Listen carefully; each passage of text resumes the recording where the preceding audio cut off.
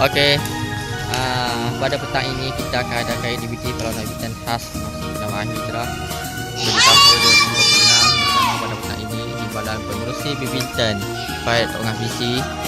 Jadi saya ucapkan tahniah dan sabar seramai 9 orang dan ikutan 11 orang yang hadir, dan saya ucapkan terima kasih kepada semua kehadiran seramai pada hari ini. Aktiviti perlawanan badminton khas yang diadakan pada hari ini. Untuk itu saya ucapkan terima kasih kepada semua yang hadir dan seramai 9 orang untuk ikutkan 12 orang kehadiran yang kita adakan pada hari ini. Jadi perlawanan ini sebagai Timbalan Pengerusi Badminton ingin mengucapkan jutaan terima kasih kepada pemain badminton yang training dengan saya pada petang ini.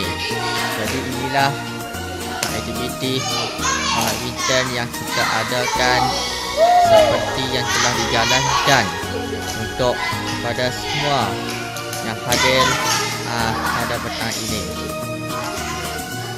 Saya sebagai Timbalan Pengerusi Badminton Faid Tengah Misi ingin mengambil kesempatan mengucapkan selamat menyambut Jemaah Hijrah bagi Indonesia pada 1 Muharram 1408 Hijrah hari ini. Jadi sebenar cuti peristiwa saya ucapkan terima kasih. Semoga tahun ini program dan semangat perlawanan yang kita adakan. Okey, seperti yang telah dijalankan aktiviti pada hari ini. Terima kasih kepada semua kehadiran